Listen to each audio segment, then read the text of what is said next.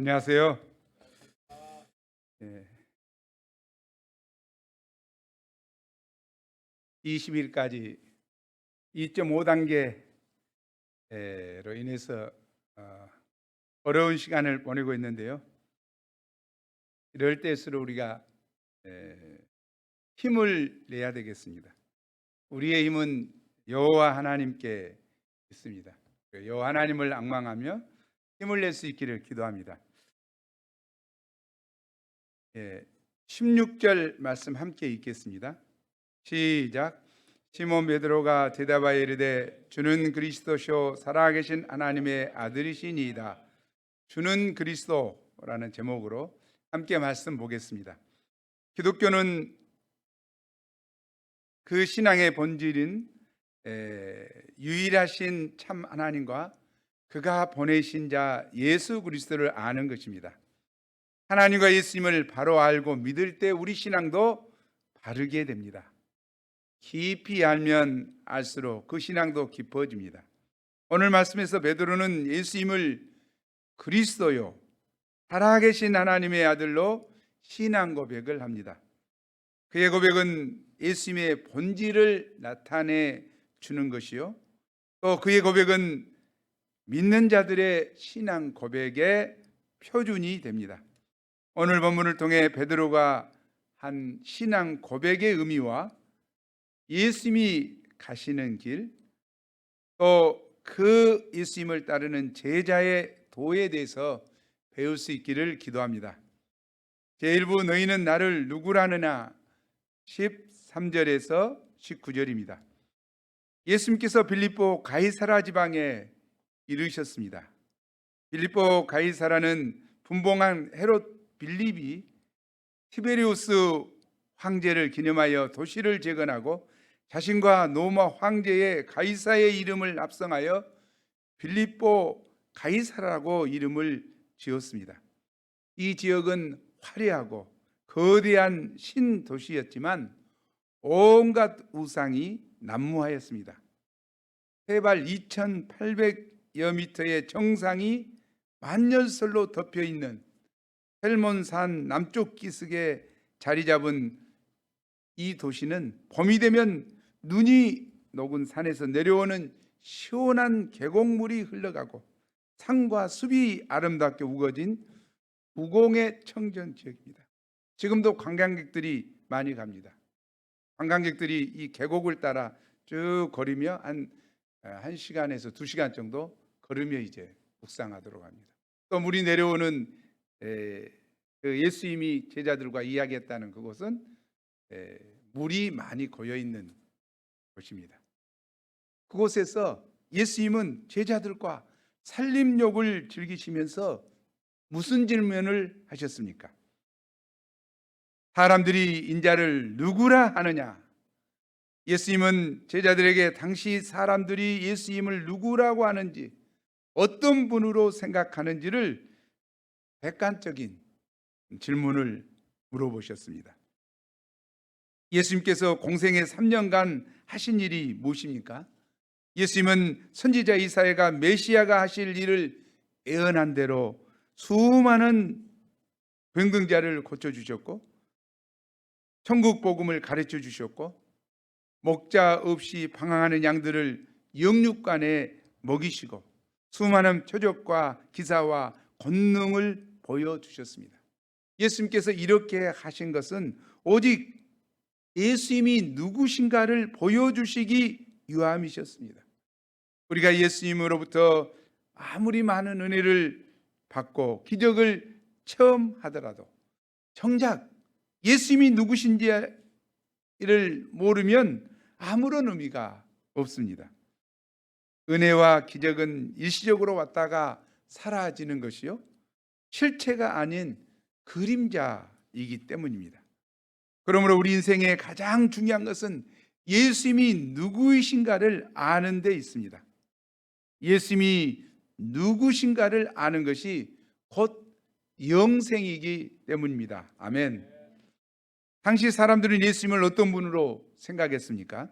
14절을 보겠습니다. 이르되 더러는 세례 요한, 더러는 엘리야, 어떤 이는 에레미야나 선지자 중에 하나라 하더이다.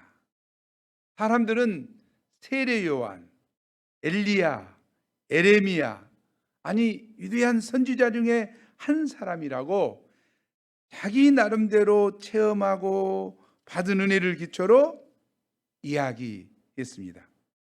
한마디로 그들의 말은 위대한 선지자 가운데 한 사람이라는 것입니다. 예수님의 인성만 그들은 보았을 뿐 신성을 입고 이 땅에 오신 하나님의 아들이심을 알지 못하였습니다. 예수님의 두 번째 질문이 무엇입니까? 15절이죠. 이르시되 너희는 나를 누구라느냐. 헬라의 원문에는 너희는이 강조되어 있습니다. 이 질문은 사람들이 어떻게 생각하든 제자들 자신은 예수님을 어떤 분으로 이해하고 있는가를 묻는 주관적이면서 인격적인 질문입니다. 여기서 너희는 예수님을 바로 옆에서 따르며 함께 배우고 동고동락한 제자들입니다. 이런 너희는 나를 과연 누구로 깨닫고 누구로 인정하며 믿고 있는가 질문하신 것입니다. 이때 베드로는 예수님을 어떤 분으로 고백했습니까? 16절 말씀이죠. 중요한 말씀이죠. 우리 함께 베드로의 심정으로 읽어 고백해 보겠습니다. 시작. 시몬 베드로가 대답하여 이르되 주는 그리스도시요 살아계신 하나님의 아들이시니이다. 베드로는 재빠르게 제자들을 대표해 당당하게 대답했습니다. 주는 그리스도시요 살아계신 하나님의 아들이시니이다. You are the Christ, the Son of Living God. 여기 그리스도란 헬라어로 기름 부음을 받은 자란 뜻으로 히브리어로는 메시아입니다. 따라서 the Christ, 그리스도란 그 메시아로 하나님이 기름을 부어 세우신 영원한 왕이요 유일한 구원자라는 의미입니다. 하나님은 인간이 에덴 동산에서 범죄함으로 어둠에 사로잡혀 스스로 주님께 나아오지 못하고 온갖 수치와 두려움, 존재 의미의 상실과 인간관계의 파괴로 고통하다가 죽어 영원히 파멸당할 운명에 처했을 때 일방적인 은혜로 장차 그들을 구원할 그리스도를 보내주실 것을 창세기 3장 15절에 약속하셨습니다. 이후에 무수한 선지자들을 통해 반복하여 그리스도를 보내주실 것을 약속하셨습니다. 이스라엘 백성들은 하나님이 약속하신 그리스도를 대망하며 살아왔습니다. 메시아가 오셔서 그 백성을 구원하시고 영원토록 사랑과 평화, 공평과 정의로 다스려 주실 것을 간절히 소원했습니다. 메시아 강림 사상이 충만하여 그들에게 있는 모든 고난과 시련의 삶을 견딜 수 있었습니다. 베드로는 예수님을 바로 그 약속된 그리스도이심을 믿고 고백하였습니다. 당시 사람들의 견해와 베드로의 고백의 차이가 무엇입니까? 사람들은 예수님을 훌륭한 선지자 중에 한 사람으로 알았을 뿐 예수님이 살아계신 하나님의 아들이시라는 신성을 깨닫지 못하였습니다. 하지만 베드로는 예수님의 신성을 발견하였습니다. 주는 그리스도시요 살아계신 하나님의 아들이시니이다. 와, 예수님이 바로 약속된 유일한 그리스도요 구원자요 살아계신 하나님의 아들이심을 믿고 고백했습니다. 이사야가 예언한 대로 예수님이 바로 나의 참 구원자시요 기묘자요 모사이시며 전능하신 하나님 영존하시는 아버지 평강의 왕이심을 믿고 고백했습니다. 이사야가 예언한 그대로 전능하신 하나님, 영존하시는 아버지, 평강의 왕이라고 고백한 것입니다. 선지자는 각 시대마다 하나님이 불러 세우신 종들입니다. 그러나 구원자는 이 땅에 오신 하나님의 아들로서 그 본체가 하나님이십니다. 선지자는 여러 명이 있었습니다.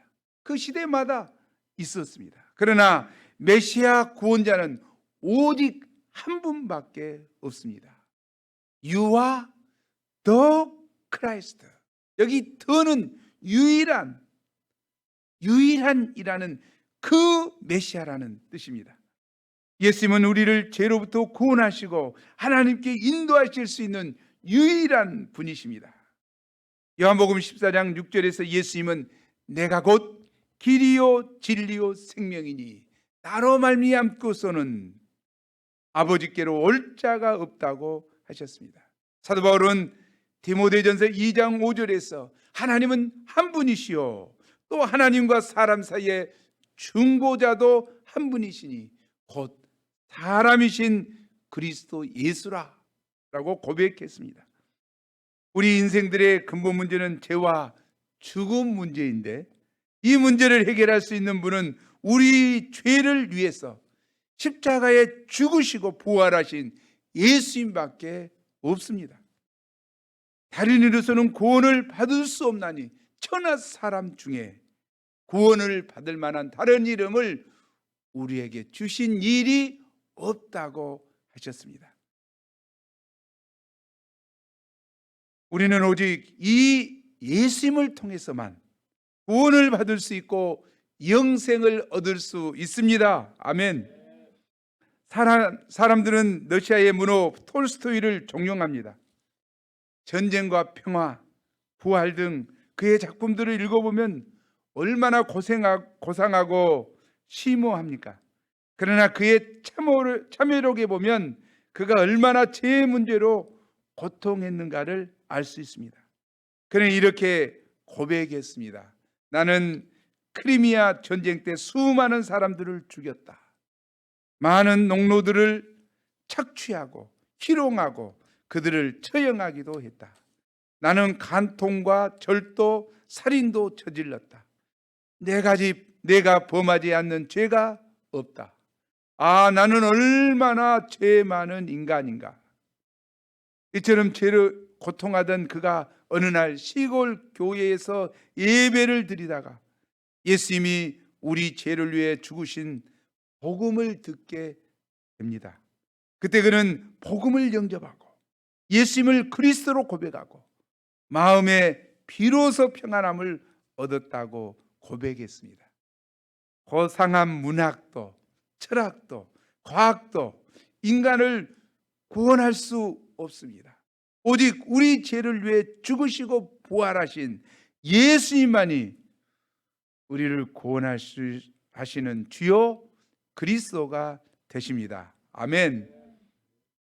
베드로가 어떻게 예수님을 그리스도로 알고 고백하게 되었을까요? 17절 말씀 함께 읽죠. 시작. 예수께서 대답하여 이르시되 바요나 시몬아 내가 복이 있도다. 이를 내게 알게 한 이는 혈육이 아니요 하늘에 계신 내 아버지시니라.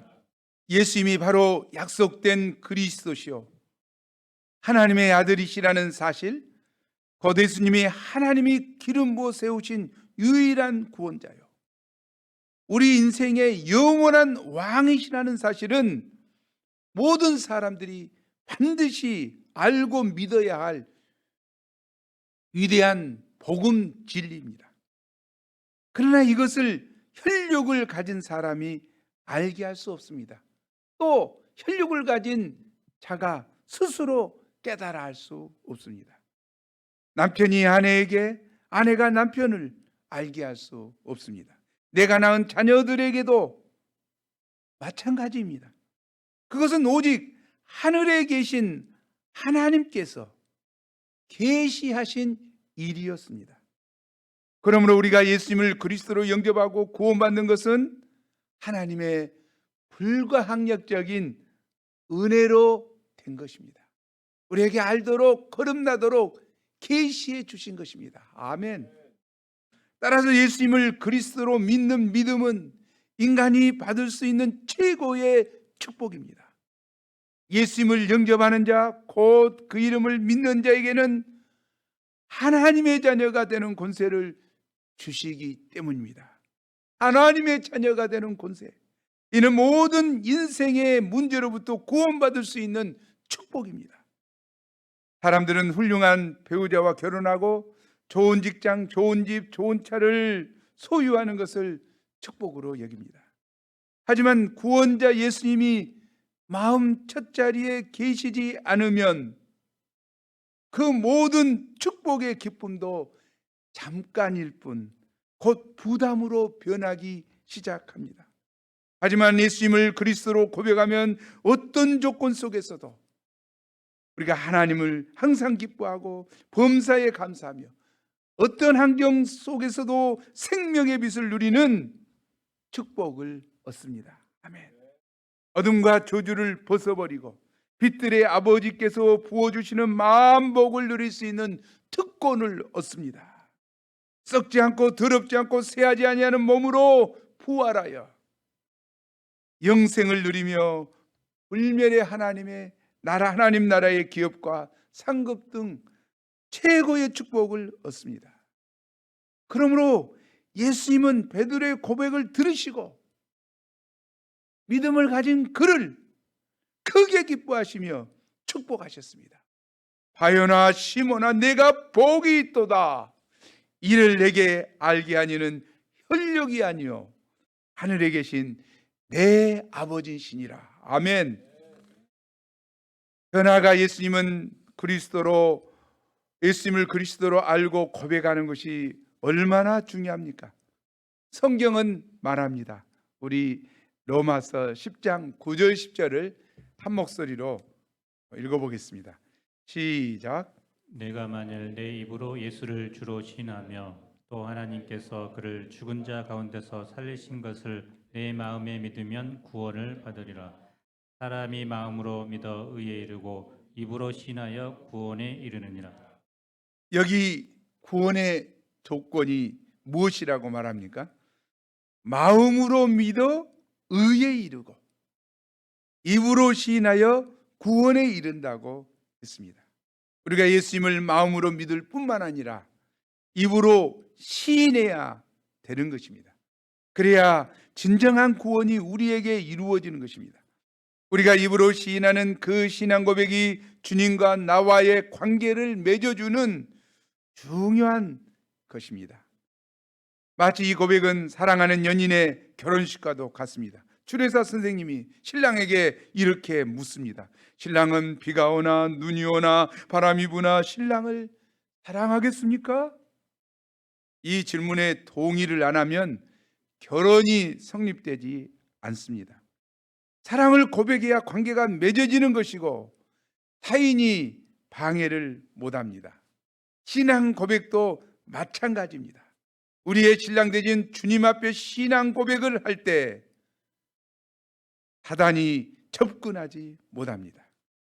요즘처럼 코로나 상황에서 견고한 개인 신앙이 요구될 때 우리가 매일매일 예수님께 신앙을 고백하고 사랑 고백하고 주님께 순종하면 감히 사단 마귀가 틈탈 수 없습니다. 마귀는 신앙 고백을 아주 무서워합니다. 신앙 고백은 주님의 것으로 살겠다는 맹세이기 때문입니다. 황제 숭배가 컸던 초대교회 성도들에게 신앙 고백은 곧 목숨을 건 맹세였습니다. 쉽지 않는 고백입니다.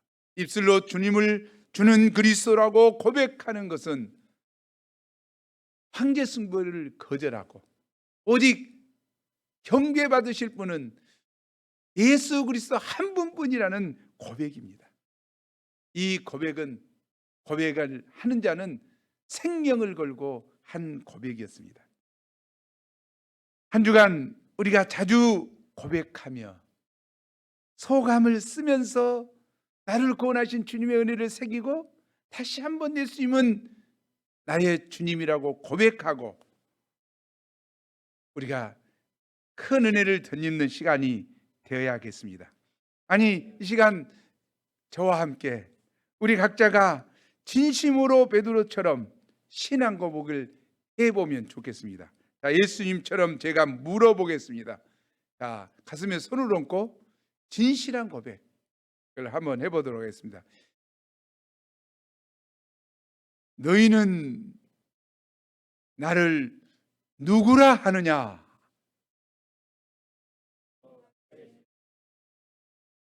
힘이 없어요.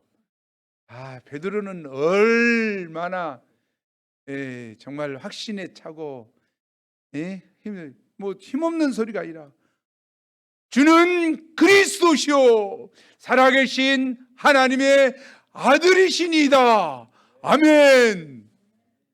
우리가 힘 있는 고백을 통해서 틈타는 사단 마귀가 떠나갈 수 있도록 고백해야 되겠습니다.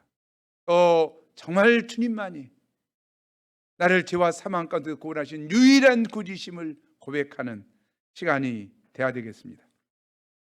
18, 19절을 함께 읽겠습니다. 시작. 또 내가 내게 이르노니 너는 베드로라. 내가 이 반석 위에 내 교회를 세우리니 음부의 권세가 이기지 못하리라. 내가 천국 열쇠를 내게 주리니 내가 땅에서 무엇이든지 매면 하늘에서도 매일 것이요 내가 땅에서 무엇이든지 풀면 하늘에서도 풀리리라 하시고, 예수님은 베드로에게 내가 이 반석 위에 내 교회를 세우겠다, 예수님의 교회를 세우겠다고 하셨습니다. 여기 반석이란 요동하지 않고 흔들리지 않는 터를 말합니다. 이는 곧 베드로의 신앙 고백을 의미합니다. 교회란 하나님께서 예수님이 나의 그리스도시요 살아계신 하나님의 아들로 신앙을 고백한 사람들을 부르시고 세상과 구별하여 세우신 공동체입니다. 예수님을 그리스도라 고백한 한 사람, 한 명만 있어도 교회가 세워집니다. 반대로 고백한 사람의 신앙이 무너지면 교회도 모래성처럼 무너지게 될 것입니다. 그러면 신앙 고백 위에 세워진 교회의 권세가 어떠합니까? 첫째로 교회는 음부의 권세가 이기지 못합니다. 음부의 권세는 죽음의 권세, 사단의 권세를 말합니다. 아무리 사단이 교회를 무너뜨리려고 해도 결코 무너뜨릴 수 없습니다. 예수님께서 자신의 첫 교회를 세우신 후 지난 2000여 년간 교회를 무너뜨리고자 하는 사단의 역사가 쉬지 않고 계속되어 왔습니다. 그러나 예수님을 그리스도로 고백한 그 영원한 반석 위에 세워진 예수님의 교회가 세워졌기 때문에 결코 무너지지 않습니다. 둘째로 예수님은 그리스도라 고백한 자에게는 천국의 열쇠가 주어집니다. 이 열쇠를 가진 자는 땅에서 무엇이든지 매면 하늘에서도 매게 되고 땅에서 무엇이든지 풀면 하늘에서 풀린다고 하셨습니다. 와, 대단합니다. 천국 문을 열고 닫는 축복을 주십니다. 복음을 전파하면 천국에 들어가게 할 수도 있고 증거하지 않으면 천국에 들어갈 길을 막는 권세입니다. 예수님은 가서 모든 민족으로 제자를 삼으라고 명하심으로 천국 열쇠를 가진 제자들이 땅끝까지 나가 힘써 복음을 전하고 천국의 제자들을 양성하기를 원하십니다. 사실 생각해 보십시오. 그 사람이 죄로 인해 영원한 파멸에 이를 수밖에 없는데 그에게 복음을 전함으로 지옥에서 천국으로 인도하니 이 얼마나 축복된 인생입니까? 우리가 복음 전파를 통해 이 축복을 적극적으로 누려야겠습니다. 아멘. 제2부 그리스도의 길과 제자의 길 20절에서 28절입니다. 예수님은 제자들에게 아직 때가 아니므로 자기가 그리스도인 것을 아무에게도 이르지 말라고 하셨습니다. 이때로부터 예수님이 제자들에게 가르치신 내용이 무엇입니까? 21절을 우리 함께 읽어보죠. 시작. 이때로부터 예수 그리스도께서 자기가 예루살렘에 올라가 장로들과 대제사장들과 서기관들에게 많은 고난을 받고 죽임을 당하고 제3일에 살아나야 할 것을 제자들에게 비로소 나타내시니. 예수님은 베드로가 예수님을 그리스도라고 고백한 이후부터 비로소 그리스도께서 하실 참된 일이 무엇인가를 알려주시기 시작하셨습니다. 이는 예수님이 이제 곧 예루살렘에 올라가 고난을 받고 죽임을 당하고 제3일에 살아나야 할 것이었습니다. 당시 제자들은 예수님을 그리스도라고 고백하였으나 그리스도가 하실 일에 대해서는 오해하고 있었습니다. 그들도 이스라엘 백성들처럼 로마 제국을 타도하고 지상 메시아 왕국을 건설할 메시아를 기대하였습니다. 이는 성경적 메시아관이 아니었습니다. 예수님이 하실 일은 어떤 정치적, 무력적 혁명을 통해 세상을 뒤엎는 것이 아니었습니다. 사람들이 원하는 민주, 평등, 자유의 나라를 세워도 죄와 죽음의 문제를 해결할 수 없기 때문입니다. 그러므로 예수님은 성경에 예언된 대로 자신이 하실 일이 십자가의 대속과 부활을 통해 죄와 죽음을 해결하시는 우속의 사역임을 가르쳐 주셨습니다. 우리 인생의 근본 문제는 어느 시대나 죄와 죽음의 문제입니다. 하나님 아버지를 떠난 죄, 하나님 아버지께로 돌아가지 않는 죄가 모든 불행과 파멸과 죽음의 원인입니다. 그러므로 예수님은 자기 백성을 그들의 죄에서 구원하시기 위해 십자가의 길을 가실 것을 분명히 선언하셨습니다. 그러나 예수님의 생애는 죽음으로 끝나는 것이 아닙니다. 죽음 위에는 반드시 다시 살아나십니다. 예수님은 고난과 죽음을 통해서 부활의 영광에 이르게 됩니다. 예수님은 인간들을 죄와 죽음에서 구원하시고 영원히 다스리시기 위해서 고난 받으시고 죽으십니다. 궁극적인 승리, 부활의 영광에 이르기 위해서 십자가의 길을 가셨습니다. 이것이 바로 그리스도의 길입니다. 영어에 no cross, no crown, no pain, no gain, no sweat, no sweet 이라는 말이 있습니다. 고난 없이는 영광에 이를 수 없다는 망고불변의 보편적인 진리입니다. 이 말씀에 대한 베드로의 반응이 어떠했습니까? 22절을 함께 읽겠습니다. 시작. 베드로가 예수를 붙들고 항변하여 이르되 주여 그리 마옵소서, 이 일이 결코 주께 미치지 아니하리이다. 베드로는 예수님의 말씀을 듣고 깜짝 놀랐습니다. 예수님이 무슨 큰 오해나 착각을 하고 있다고 여겼습니다. 이에 예수님을 한쪽 코너로 몰아붙이더니 마구 책망하며 항변하기 시작했습니다. 주여 그리 마옵소서, 이 일이 결코 주께 미치지 아니하리이다. Never Lord, 영어를 보십시오. Never Lord. He said, this shall never happen to you. 그는 never, 결코 아닙니다 하는 것을 두 번이나 반복했습니다. Never Lord, 결코 안 됩니다. 결코 당신께 일이 일어나서는 안 됩니다. 그의 항의와 항변이 얼마나 강력했는지 알 수 있습니다.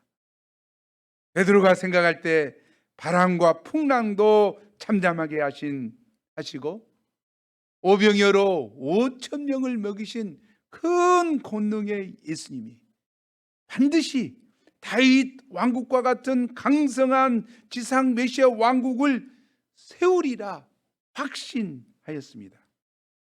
그런데 갑자기 무슨 고난을 받고 십자가에 죽으신다니 아니되옵니다. 통촉하시옵소서.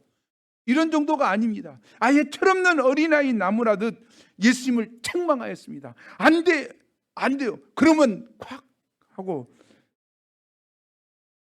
베드로의 도를 넘는 물에는 평소 예수님이 얼마나 겸손하게 제자들과 함께하며 섬겨주었는가를 보여주고 있습니다. 이에 대한 예수님의 반응이 어떠하셨습니까? 23절을 함께 읽어보죠. 시작. 그래서 돌이키시며 베드로에게 이르시되 사탄아 내 뒤로 물러가라. 너는 나를 넘어지게 하는 자로다. 내가 하나님의 일을 생각하지 아니하고 도리어 사람의 일을 생각하는도다 하시고. 예수님은 이번만큼은 겸손히 넘어갈 수 없었습니다. 예수님은 돌이켜 베드로에게 이르셨습니다. 사탄아 내 뒤로 물러가라. 너는 나를 넘어지게 하는 자로다. 예수님은 베드로 뒤에서 역사하는 사탄의 실체를 향하여 내 뒤로 물러가라고 준엄하게 명하셨습니다.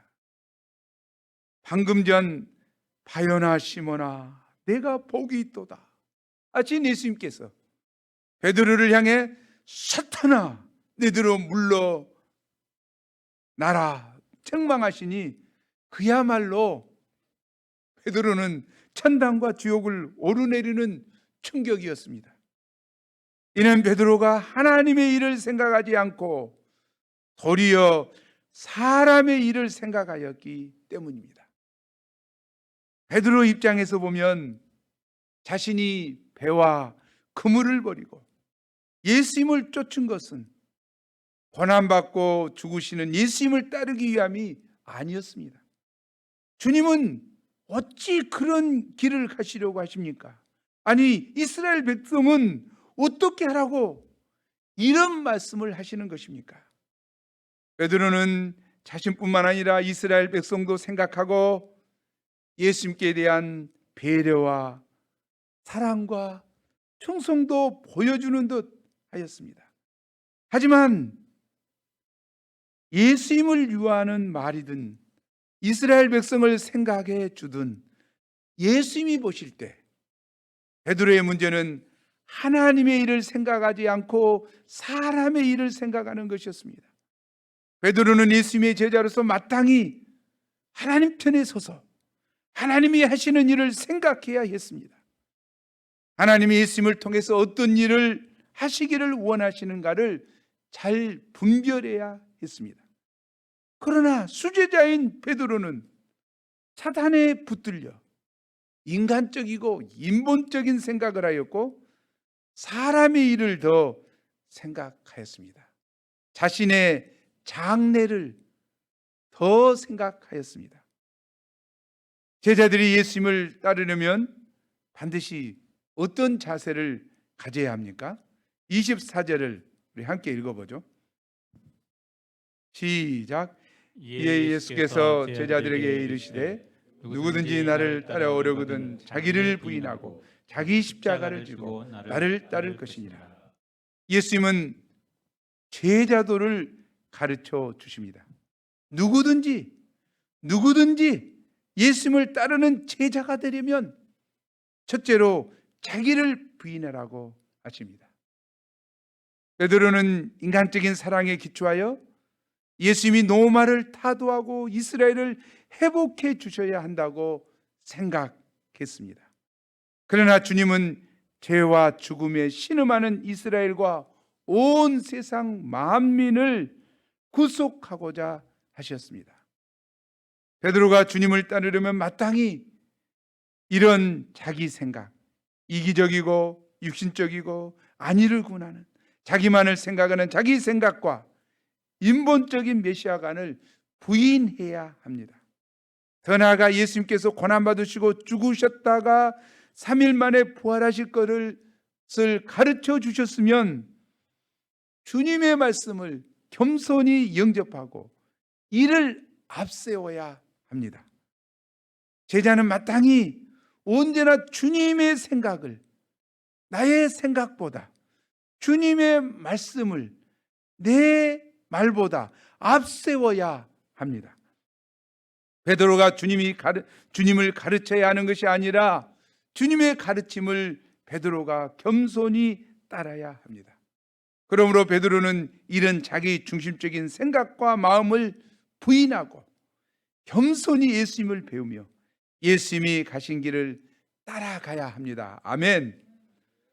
또한 예수님의 제자는 자기 십자가를 지고 예수님을 따라가야 합니다. 자기 십자가란 제자들이 자기를 부인하고 예수님을 따라갈 때 부딪히는 고난과 희생을 의미합니다. 배역하고 타락한 세상, 빛보다 어두움을 더 사랑하는 세상에서 거룩하시고 빛 대신 주님을 따른다는 것은 항상 핍박의 고난, 때로 희생과 손해와 왕따의 고난을 겪어야 합니다. 십자가는 십자가입니다. 십자가는 부담스럽습니다. 무엇보다 예수님이 대속의 십자가를 지신 것처럼 하나님이 주신 사명의 십자가를 지고 고난을 받고 기꺼이 자기를 희생하는 것입니다. 자기 십자가는 남이 대신하여 지어줄 수 없는 자기만 져야 하는 십자가입니다. 그래서 예수님의 제자로서 복음 역사를 섬기며 져야 할 사명의 십자가뿐만 아니라 학생은 학문의 십자가, 박사는 직장의 십자가, 사모는 자녀 양육의 십자가 등이 우리 각자가 져야 할 자기 십자가입니다. 예수님은 누구든지 예수님의 제자가 되려면 이러한 자기 십자가를 지고 따르라고 명하십니다. 그러면 사람이 자기 목숨을 구원하는 길이 무엇입니까? 25, 26절을 함께 읽어보겠습니다. 시작. 누구든지 제 목숨을 구원하고자 하면 잃을 것이요 누구든지 나를 위하여 제 목숨을 잃으면 찾으리라. 사람이 만일 온 천하를 얻고도 제 목숨을 잃으면 무엇이 유익하리요? 사람이 무엇을 주고 제 목숨과 바꾸겠느냐? 사람이 만일 온 천하를 얻고도 제 목숨을 잃으면 무엇이 유익하리요? 우리가 제자의 도를 쫓아 자기를 부인하고 자기 십자가를 지고 예수님을 따르고자 할 때 항상 부딪히는 문제는 자기 목숨을 잃을 것 같은 두려움입니다. 그래서 제 목숨을 구원하고자 주님을 버릴 것인가? 아니면 주님을 위하여 제 목숨을 잃을 것인가? 양자택일의 갈등에 놓이게 됩니다.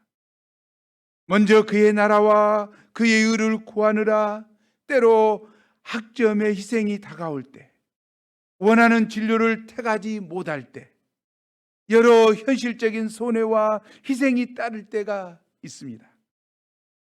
사실 학생이 자기 목숨을 구원하기 위해서 오직 공부에만 매진하고 학사가 직장 일에만 매진하면 세상에서 성공할 수도 있습니다. 많은 돈을 벌 수도 있습니다. 자기를 위해 살면 온 천하를 얻을 수 있습니다. 하지만 예수님은 그렇게 하여 온 천하를 얻는다 한들 목숨과 영혼을 잃어버린다면 무엇이 유익하며 무슨 소용이 있는가 깨우쳐 주십니다.